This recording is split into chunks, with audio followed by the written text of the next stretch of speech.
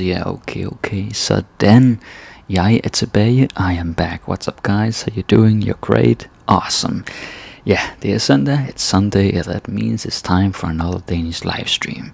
Today, as you can see, it is once again about guessing the correct sentence. So, I'm going to give you some sentences, and you have the English meaning in the top, and you have to guess which one is correct. And so that's how we're gonna do it. Before we do that, let me remind you, danishmastery.com, as you can see right here, there's a ton of videos, more than 400, and a lot of bonuses. I'll talk more about that later. Alright, let's begin. So the first one is this one. Like, the English meaning is, he trains to become better. Alright, so we got 4 options here. Which one might it be? Han træner for at blive bedre. Han træner at blive bedre. Han træner for at blive bedre. Han træner for at blive bedre. They're very similar, I know. And look at them. Look at the little differences. Han træner for at blive bedre. Han træner at blive bedre. Han træner for at blive bedre. Han træner for at blive bedre. Nah. Take a second to think about it. Alright, let's see the answer. What is it? Han træner for at blive bedre. The first one. And why? Why is that the case? Well, let's take a look here at the other ones. The second one is han træner at blive bedre. Yeah, it's good that we have the ads, but something is missing, right? You gotta have the for. You gotta have that for before the ad. Han træner for at blive bedre. It's like that, right? It's very important. Third one, han træner for at blive bedre. Well, again, you're missing something. You're missing the ads. You gotta have both of them, right? In Danish, when you're doing something for a specific purpose, like I'm doing it in order to achieve something or to get a result, then you say for at, okay? You gotta have both. That's very important. And then the last one is of course wrong, because you're missing the at, and also it's træne, and træne would be the infinitive, and like at træne to train. So yeah, that's just totally wrong. So it is the first one. Han træner for at blive bedre. And that's how it is. Alright, cool. Går vi videre til den næste. Alright, so this one is, she is upset or sad. She's like, oh, like that, right? Alright. Hun er kedelig. Hun er upset. Hun er ked af det. Hun er kedelig. Ja. Hun er kedelig. Hun er upset. Hun er ked af det. Hun er kedelig. Which one could it be? Which one is it? Yeah. It is. Ready? Yeah, you are. Hun er ked af det. Hun er ked af det. The third one. Let's look at the other ones. The first one is kedelig, and kedelig, that is a word. You could say this, but it means something else. Kedelig means boring, right? Like she's a boring person, she's not fun to be around. So that's different. Hun er kedelig, she's boring. Hun er upset. Now, some of you might think this, because you're like, well, upset, right? They're similar. But no, it's not the same. Upset is like determined, alright? So like you're determined to do something, you're sort of putting your nose up, like that's a very Danish thing to say. But yeah, so that's completely different. And then the last one, kedelig, is, well, you know, kedelig is boring. Kedelig with an E is also boring, but this is incorrect, like in any case, because kedelig is the plural, right? More than one person. So you cannot say hun er kedelig. You could say de er kedelige, like they are boring, eller vi er kedelige. And vi er kedelige is We are boring. But you cannot say hun er kedelig. That just doesn't match.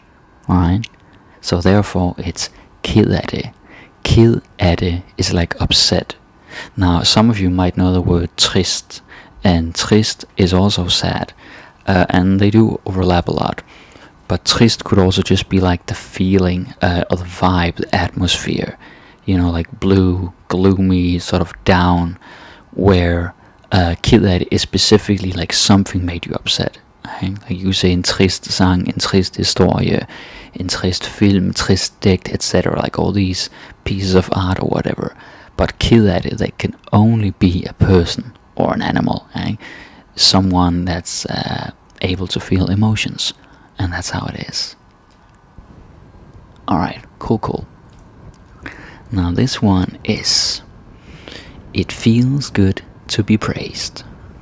Okay, it feels good to be praised. Let's see. Det føles godt at være rost. Det føler godt at rost. Det føles godt at blive rost. Det føles god at bliver rost. Interesting. Let's take a good look at these. Det føles godt at være rost. Det føler godt at rost. Det føles godt at blive rost. Og det føles god at blive rost. Maybe you know the answer. Let's see what it is. It is, det føles godt at blive rost. The third one. Why? Well, the first one up here, det føles godt at være rost.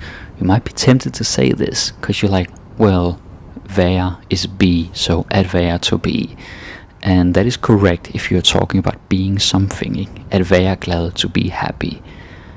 But not when you are the object. Not when you're talking about something passive. So when something is being done to someone or something, then it's at blive. Right? Then that is be instead of være. And this is a very, very common mistake. I've seen it from a lot of students and learners in general. So be aware and pay attention. The second one, det føler godt. Yeah, again, that's something missing here that is super obvious.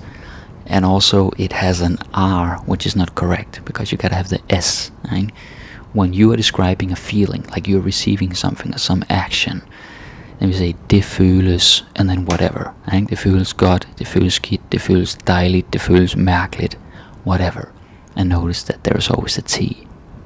Which brings me to the last one. Det føles god. No, because here it works more as an adverb, right? Like it feels good because it's the way the action is. So therefore you say det føles godt. And it's also wrong to say at bliver, because bliver is the present tense. You cannot have the present tense after at. Right? So that's also very important to keep in mind. The right one is det føles godt at blive rost. And that's the way it is. Alright, cool. Then we take this one. She's afraid of flying. Okay. Let's see. Hun er bange for fly. Hun er bange for at flyve. Hun er bange af at flyve. Hun er bange flyve. Hun er bange for fly. Hun er bange for at flyve. Hun er bange af at flyve. Hun er bange flyve. Which one is it?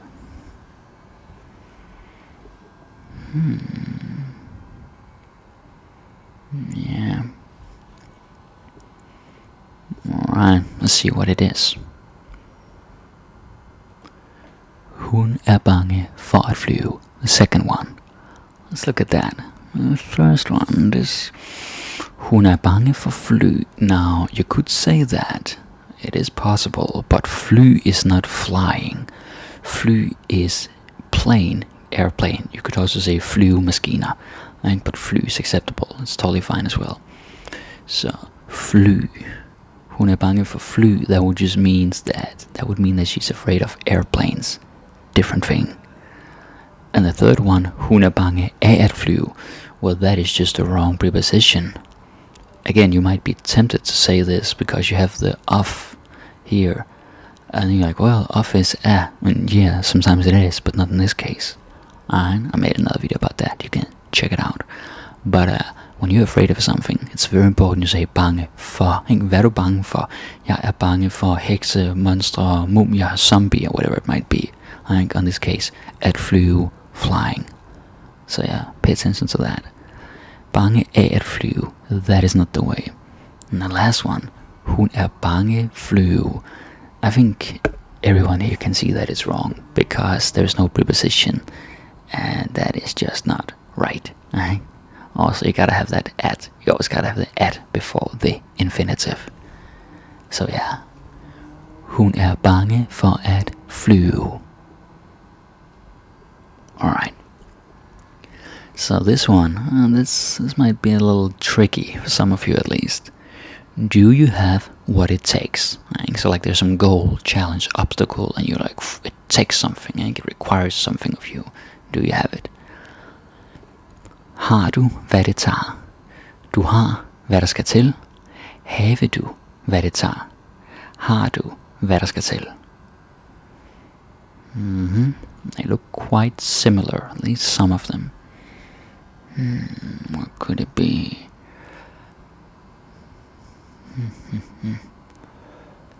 Do you have what it takes? Har du, hvad det tager? Du har, hvad der skal til. Have du, hvad det tager? Har du, hvad der skal til? Let's see what the answer is. Har du, hvad der skal til? The last one. Interesting. Now, the first one here. Har du, hvad det tager? We just don't say that. I think that would be a very direct translation. And I think I said it before, but I'm gonna say it again.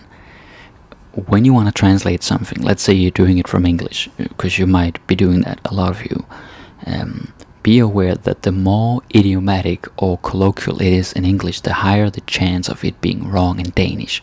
Like if it's very plain, like very literal, like jeg spiser morgenmad, no, I'm eating breakfast now, there's not really any room for a mistake. But something like, what does it take? Right? That is not clear because take could mean many things. So therefore, if you just take the direct translation of ta or tea, it becomes pretty weird. You see what I'm saying? So yeah, really be aware of that. These direct translations, they're gonna not do you any favors, let me put it that way. Now the second one, du har hvad der skal til. This could work as another sentence if I removed the question mark and just put a punctuation here, a period, because that is just a statement, right? If I want to say, you have what it takes, and like it's not a question, it's a statement, and I'm saying that. Du har hvad der skal til. Sure, but that's a statement, so it's not right in this case. Then the third one is have du. I mean, I can't even say it, this is so weird. Have du. I think most of you see that is wrong, because have, that is infinitive, and you don't want infinitive popping up like that. Infinitive is like after an at, at least you gotta have another verb before that. So yeah, that's just not right. That's why you can't say that. And also it has ta again. That's no. Har du hvad der skal til? Right? That's the one. Jeg har hvad der skal til for la la la la la. Right? The thing you want to do. Beautiful. Okay, jeg tager den næste her. Yeah, this is some good stuff. I'm happy for you. So this is meant as in someone has some good news and you're sort of happy for them, right? Like, oh, that's great, I'm happy for you, sort of on their behalf. Yeah, you're feeling their joy. So let's see what we got here. Jeg er glad for dig. Jeg er glad på dine vegne. Jeg er glad til dig. Jeg er glad på din vej. Jeg er glad for dig. Jeg er glad på dine vegne. Jeg er glad til dig. Jeg er glad på din vej. Alright, what we gonna do here, guys?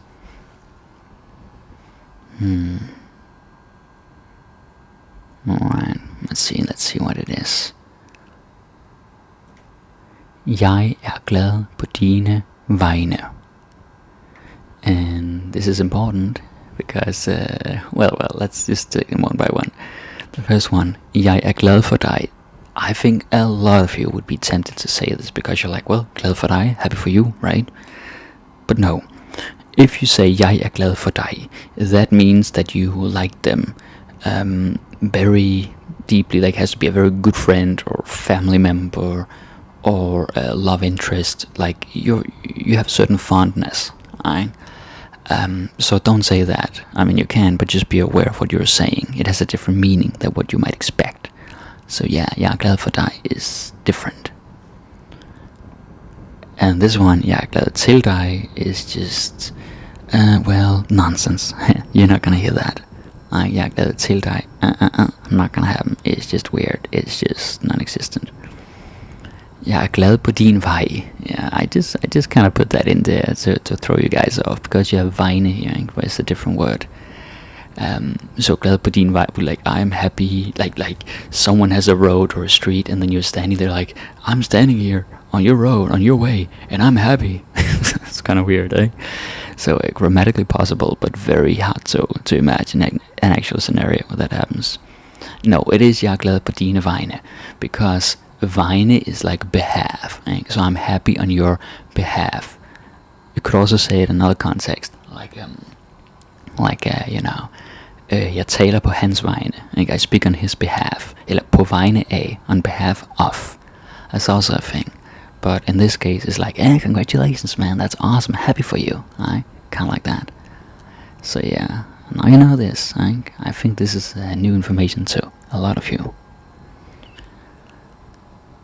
Okay, næste. This one can also be tricky. So they had an argument, like a fight. They're like a quarrel, verbal fight. Alright, what are the options?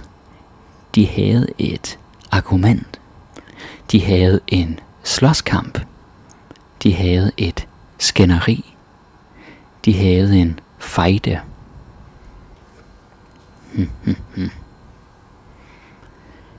De havde et argument. De havde en slåskamp. De havde et skænderi. De havde en fejde. This might be the hardest one today, cause yeah. Let's see what the answer is. De havde et skænderi, the third one, because, let's see. De havde et argument. Don't say that unless you mean a specific argument, like in discussion, like you have some intellectual discourse and someone's like, well, this is my argument. It's an argument for a point or for a case, not an argument like a fight. It is different. That is what argument is. So de havde et argument is correct, but different. It doesn't apply here. De havde en slåskamp.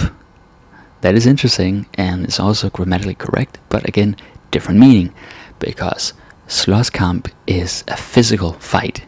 You could call it a fist fight, although slås just means fight or fighting, so it doesn't say it has to be with fists or hands or legs or heads or whatever you're doing, right? But that is a physical fight. Slåskamp, like at slås, to fight, in the like violent way, not to fight for something like a cause, but like don't, like, so yeah. And de havde en fejde, the last one. Fejde is feud, right? You know, like in English, feud between rivaling parties or whatever it might be. Fejde. So again, that's correct, but it has a different meaning.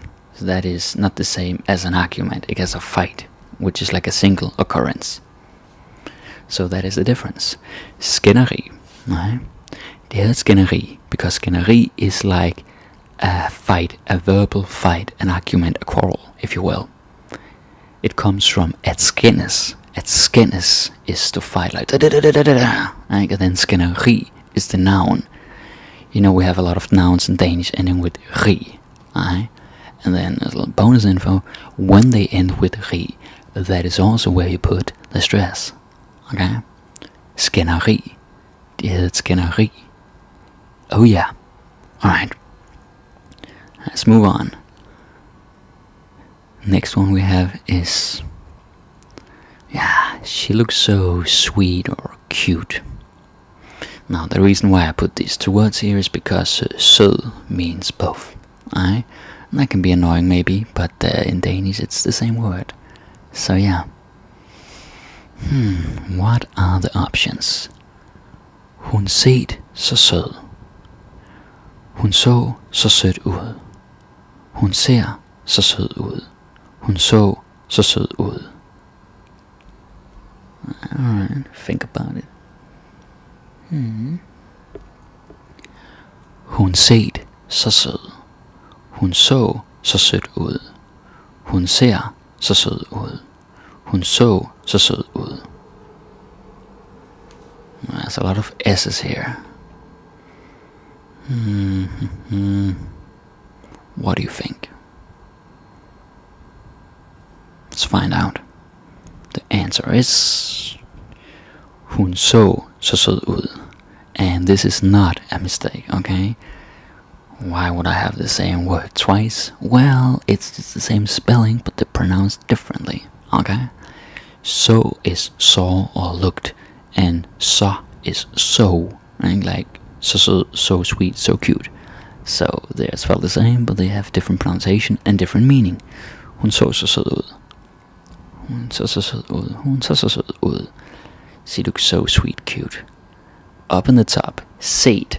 Don't say set, because set is seen, and present perfect. Har set, have seen, or has seen. So that is different. It doesn't work here. And also it's missing the ud. You gotta have the ud. So that's another problem. The second one, hun så så sødt ud. The problem is sødt, right? Because sødt is, well, it's the adjective, but it's with the T. And you can't say that about a person as an adjective. You could say hun sov sødt, like she slept sweetly. That's weird English, but like the way she was sleeping was sweet or cute. Sov sødt. But that's as an adverb. As an adjective, you cannot say T about people. Like you cannot put T to the adjective when you're talking about people. We don't do that. Yeah. Hun ser så sød ud is also wrong, because ser is, I think you might know it, ser means, well, see or look, right? The present tense. So that's not gonna work, because remember, looked. Therefore, hun så så sød ud. Okay? That's how it is. Hun så så sød ud. Alright. We got this one. Let's see. Now he is king. Okay, it's kind of simple. Nu er han konge. Nu han er konge. Nu er han kong. Nu er han konge. Nu er han konge. Nu han er konge. Nu er han kong. Nu han konge. Which is correct?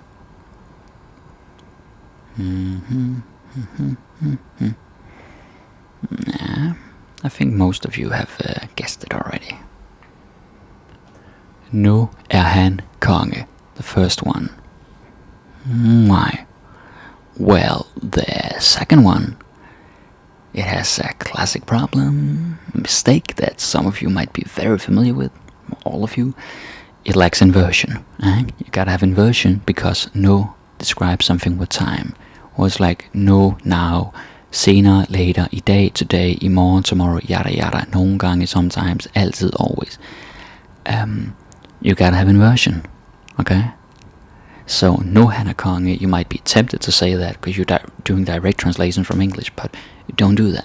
You gotta have that inversion. It's really, really important.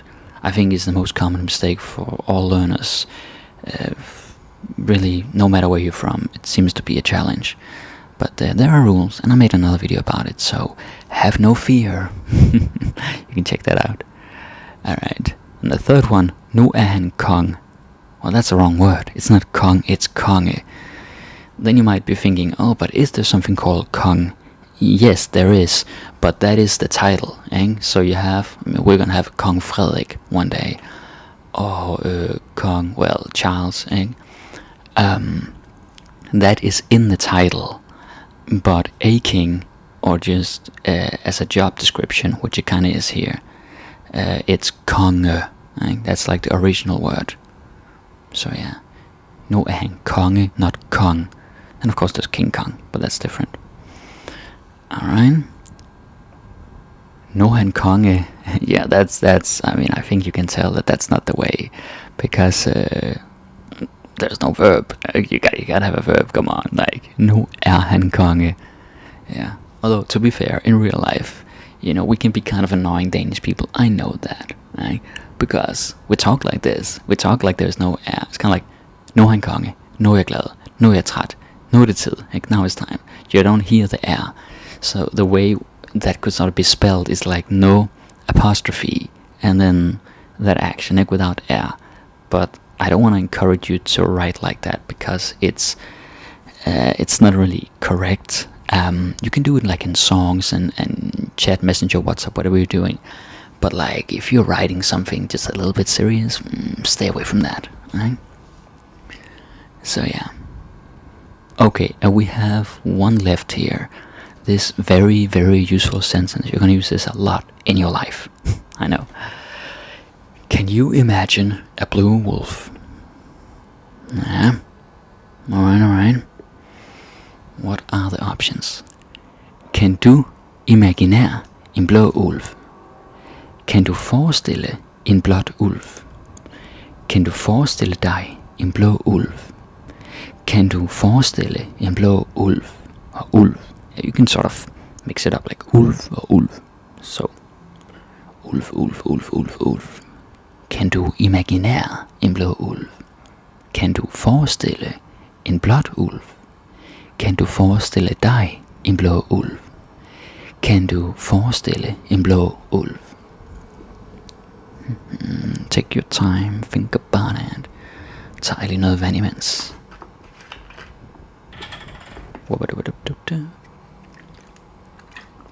Yeah, that's nice. Alright, let's see what the answer is. Kan du forestille dig en blå ulv? That is the answer.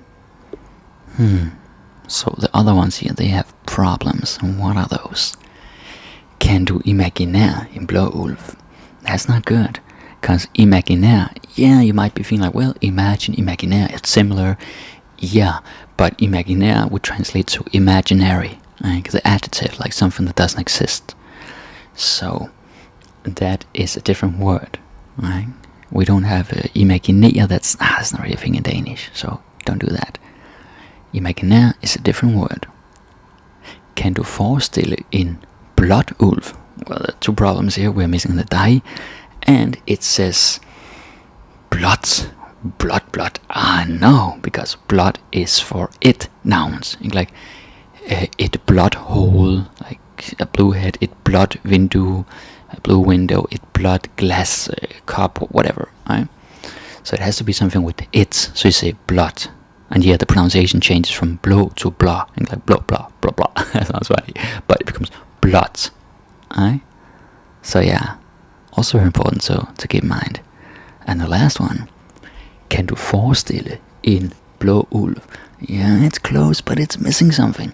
It's missing the die. You gotta have the die, D-I-G, down here. Because it's one of the reflexive verbs.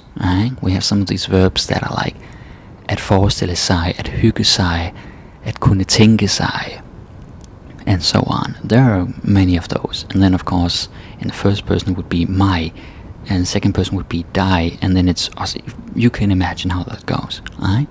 And forestille is one of them. Kan du forestille dig en blå ulv? Can you imagine a blue wolf? Amazing. That's how it is. Alright, so basically that was for today.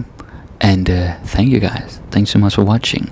It's good to be back to making these correct sentence videos. It's been almost 4 months, I think. I hope you learned something. I hope you took notes and paid attention and really got something out of it. And you know, you can always rewatch it later, and I recommend you do that. I always recommend you rewatching and taking notes while you're doing it, because the repetition never hurt anybody, especially in language learning. So that's pretty good stuff. As you can see here on the screen, it says a special thanks to all channel members, and that simply means that you can become a member of the channel, and then you pay a little bit every month, and then you get access to all the videos, right? Like all 400 something, however many videos there are, and all the videos that you cannot see now, like because you're not paying, all those exclusive videos, they don't have ads. So that's pretty sweet. So there are no interruptions like commercials coming in or anything like that. So that's also kind of convenient. That is something you can think about. But you might be of a different persuasion. Like I always say, some of you just want to pay once and then that's it. And you can do that. And you go on danishmastery.com. I have all the videos I have 3 packages. I have silver, gold, and diamond. And so you can check those packages out. Which one is best for you. And we have a lot of bonuses. Well, it's just me. It's just me doing it. And, yeah, there's a lot of bonuses in there, especially in diamonds. I just uploaded some today, actually. Some new short story chapters and some PDF exercises in there with some grammar you can kind of practice. It's really good stuff. It's the videos from YouTube and more videos, many more videos that you probably never seen, without any annoying ads or commercials, interruptions, or whatever introductions. Just like straight to the point, right? And then you also see all these bonuses. So it's pretty nice, if I may say so myself. danishmastery.com. Now let me see what's going on here in the live chat. Well, alright, there's one message from Jenny Dolly Chavez saying good afternoon everyone. Well, good afternoon. For me it's good evening because I'm in Malaysia, but yeah, that's how it is. Alright, well guys, thank you so much. Alright, I'll be back next week with, I'm not gonna tell you yet because I want you to be surprised, but I'll be back. Alright guys, take care.